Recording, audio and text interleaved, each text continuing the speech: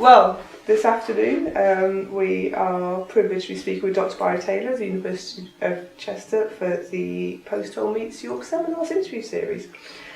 Okay, so what first drew you to archaeology, and were you always interested in the paleo environment? See, I can't remember. I remember choosing A levels and thinking I wanted to be an archaeologist, but I can't remember why. I don't know if it just sort of came to me as a whim. And I didn't really have any sort of tradition of like going around old sites or anything like that, so I'm not quite sure where it came from. But when I finished school, so I finished my A levels, did really badly, and I went to work at West Heselton in the summer, Dominic Powson's excavations, and it was amazing. It was such a good, it was really good fun. All the people there were brilliant. It was a huge excavation, and the archaeology was just incredible. And after that, I was stuck really. So yeah, so I can't remember why, but once I'd started, that was it really, and I just carried on from there. And then the sort of paleo environment thing came on as you moved through? Yeah, that was almost an accident really. I was, when I was an undergrad at Durham, one of the university excavations was to work in the Vale of Pickering. And I'd not organised my fieldwork of anything, and I just heard that there was this this slightly deranged man called Tim Shadler Hall who was teaching everyone sort of about English heritage and that side of archaeology. And he had said at the end of a lecture that there was space on the excavations that he's got running the Vale of Pickering. And so I just had to go because I didn't have my second year excavations lined up. And I went there and I worked there, that was 1995 I think. I think I've worked there pretty much every summer since. And I gradually got more involved with surveying and sort of augering and mapping the Palliot Lake. And the more I got involved with the landscape sort of modelling side of things, the more I got interested in the sediments that I was recording and the environments. And it sort of stemmed from that really. So again, I didn't really have it just sort of happened by accident. Weirdly, I was interested in Anglo-Saxon settlements at the time. So well, if you're digging with Dominic, you're going to be on your own, to be fair. So, right, so given your extensive research into the paleo environment since those beginnings, to what extent do you think changes in the environment affect human behaviour?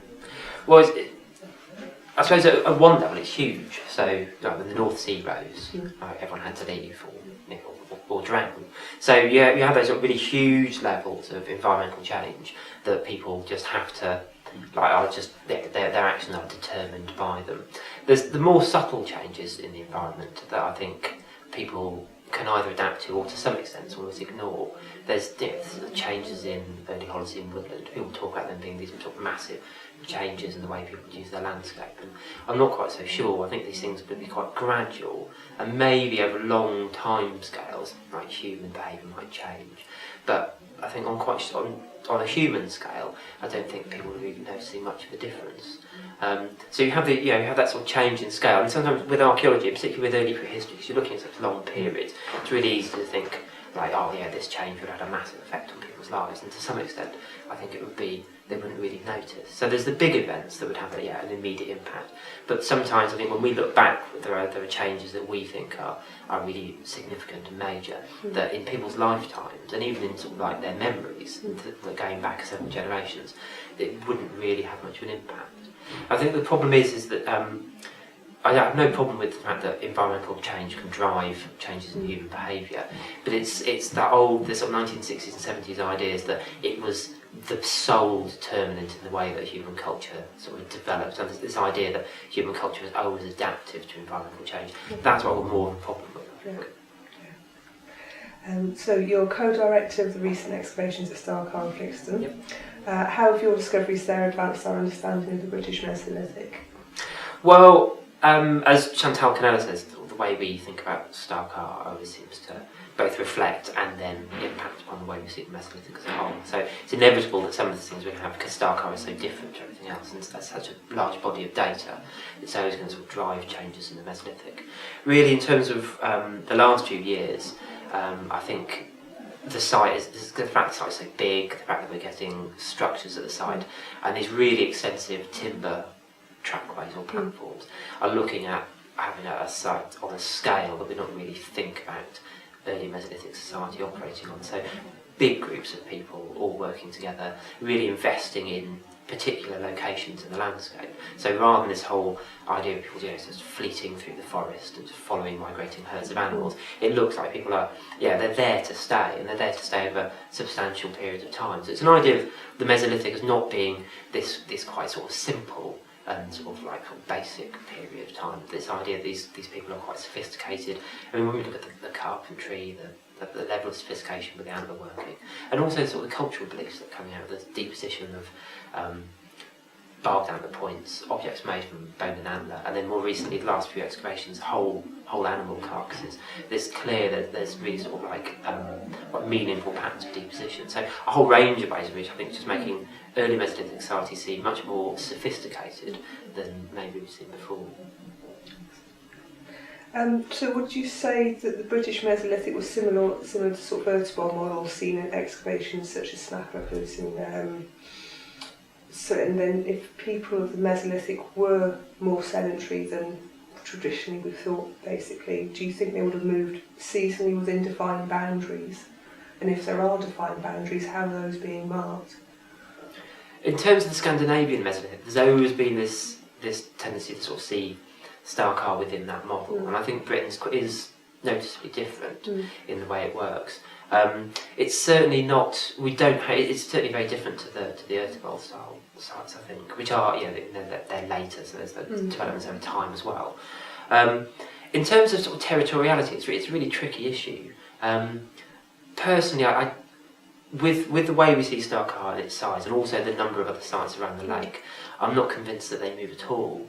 I think they're staying. They're staying put. They'll obviously move out into the landscape, hunting, gathering, getting other resources, meeting other people, that sort of thing.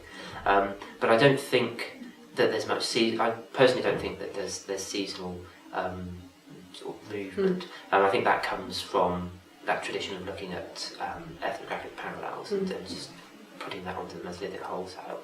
I'm happy with the idea that people might move a bit.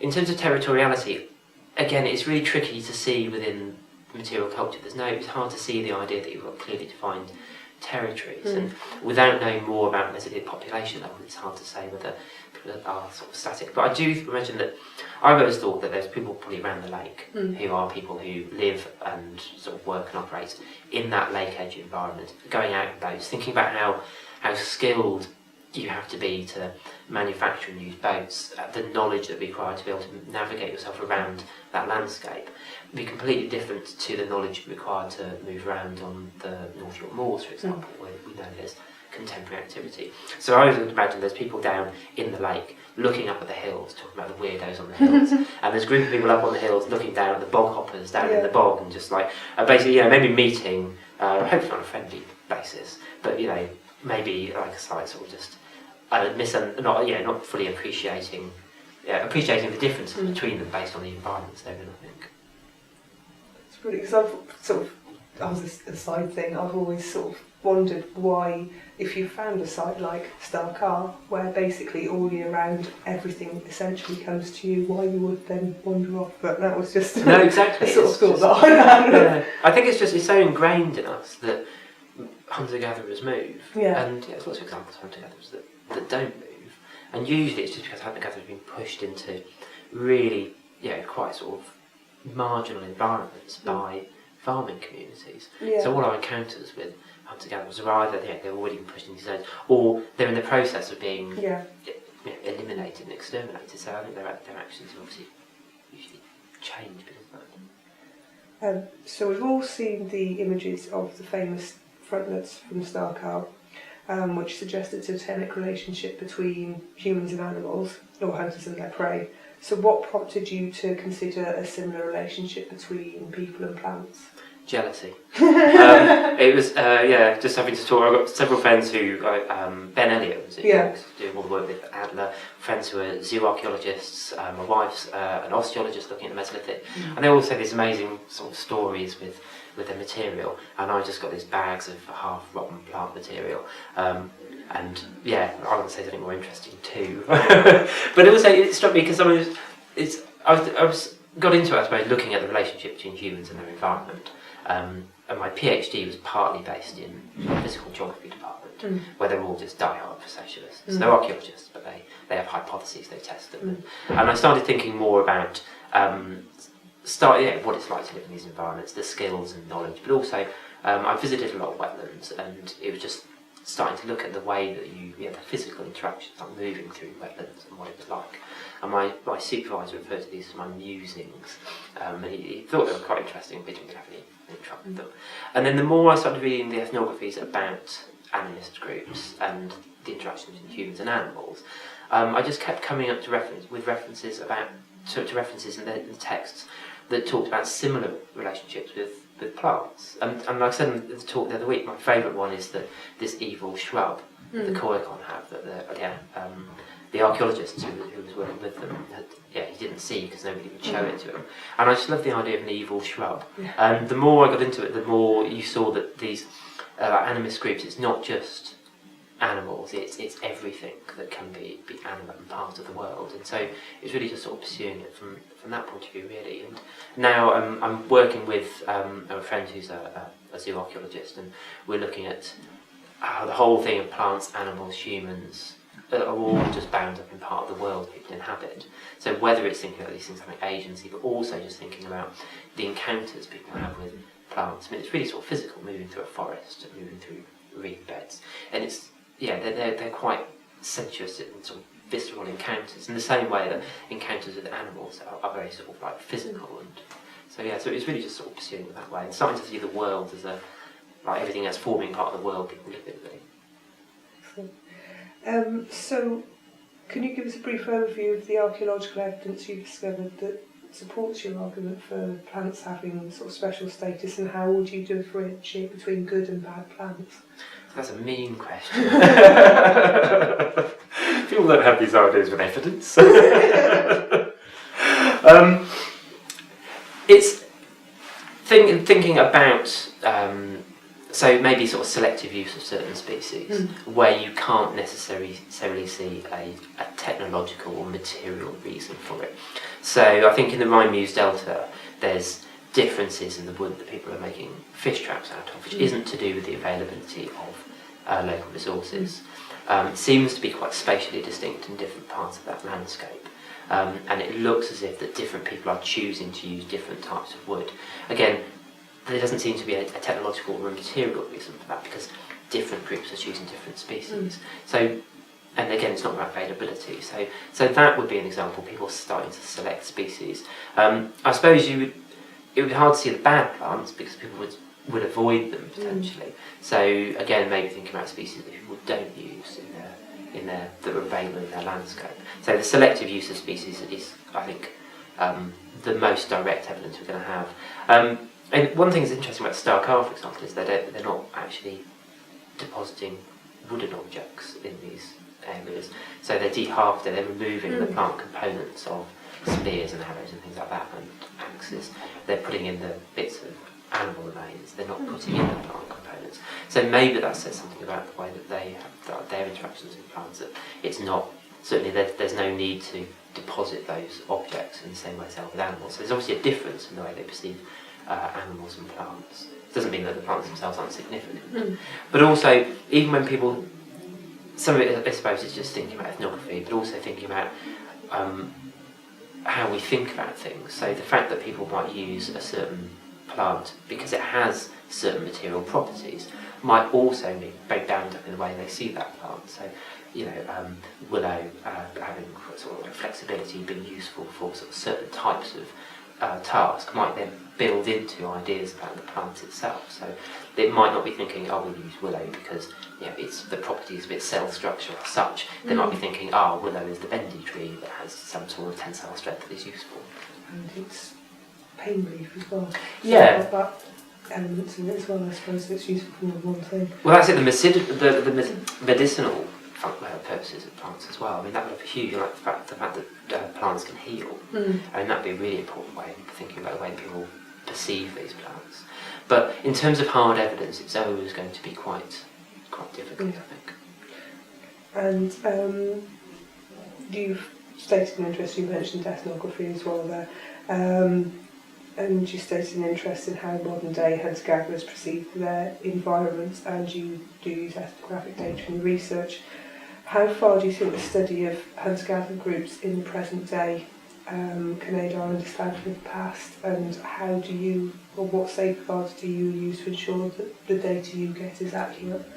So that's a really good question, because we are so reliant, particularly in early prehistory, on ethnographic parallels, whether it's overt or whether it's just implicit in our work. And it's all leads to the question as well of why only look at hunter-gatherers. And this is a question when Peter Jordan was here a couple of years ago. We were talking to him. It's like, if you're doing research in the Mesolithic, do your ethnographic parallels have to come from hunter-gatherer groups? Does that give it greater legitimacy? There's all sorts of questions about like why we choose our ethnographic parallels, why we choose one and not another. Because if you start saying, well, why not choose something from a pastoralist group or a farming group? And then you start thinking, well, why not just look at the way that we behave? And in some ways, there's no reasons why you can't look at the way that we behave and interact with our world and use that to inform our understanding of the past.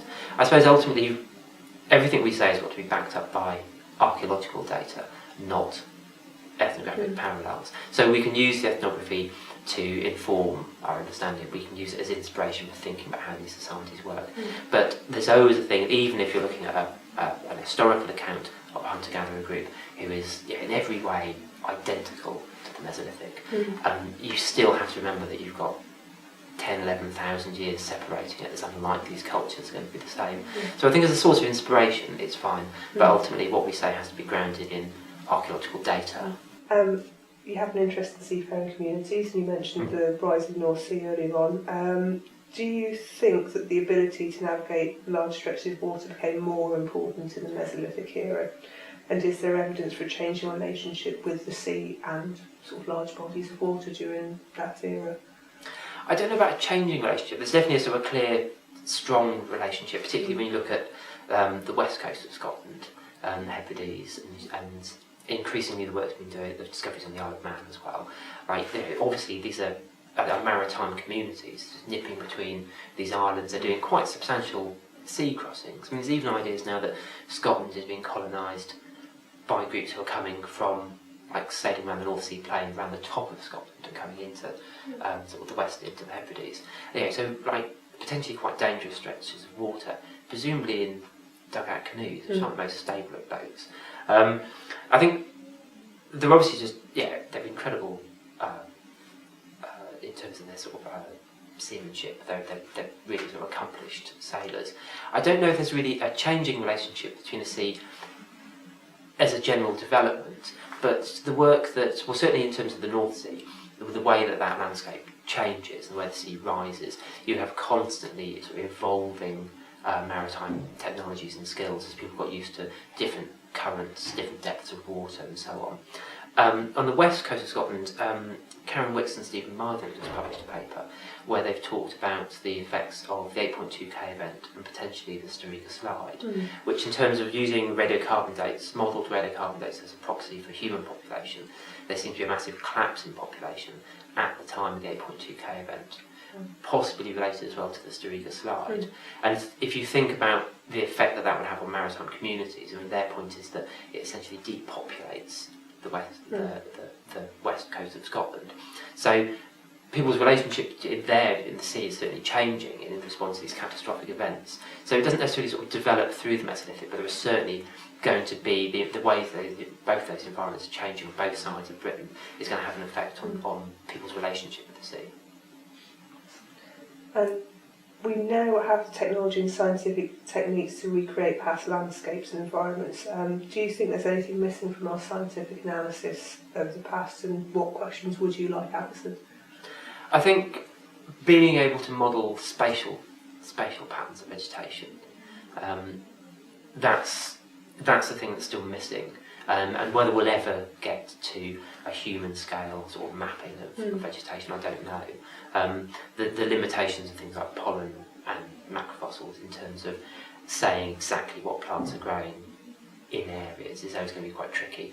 But then in some cases, in some ways, it doesn't really matter because these environments are so dynamic that small scale changes in vegetation be happening all the time. So it doesn't really matter that we know that there's a copse of tree there opening here, but because that will be changing maybe within people's lifetimes anyway. I think it would be nicer to know to more precisely the source area of things like pollen of different species, to be able to map vegetation to a certain level, and certainly refining our radiocarbon chronologies, which we're already doing really with Bayesian modelling, getting much better chronological resolution of environmental change. So those two things would be to develop our chronologies and the spatial patterning. Whether that'll ever happen, I don't know, but they would be quite nice. Excellent. So, finally, if you could excavate at any archaeological site, past or present, which would it be and why? Can I cheat with this? Because really, what I'd really like to do, because what I do remember wanting to be before I wanted to be an archaeologist was an astronaut. And the only way I can see myself going to space is to become the most famous archaeologist in the world, and then for NASA to discover some ancient dead civilization on another planet. And they would then send for me and I'd go and excavate it. So, the Moon, Mars, I'm not fussy, the Moon of Jupiter, or does Jupiter have moons? Saturn has moons. So, yeah, so out of the solar system, that'd be even better. So yeah, excavating a site on another planet, that'd be ace. So essentially you want to be Jean-Luc Picard, is that what you're saying? That'd be quite nice, yes. And the way my hair's going, I'm getting there. My final question. If you were if you were to spend the day with Indiana Jones, what 3 items would you take with you for your survival? 3 hip flasks, I think. All filled different Scotch whiskies. Yeah, just to get rid of the stress, I think. Excellent. Because I don't like snakes either. Well, brilliant. Thank you very much for agreeing to this interview. It's been brilliant. It's been really interesting. So thank you very much, Dr. Barrington. Cheers, thank you very much.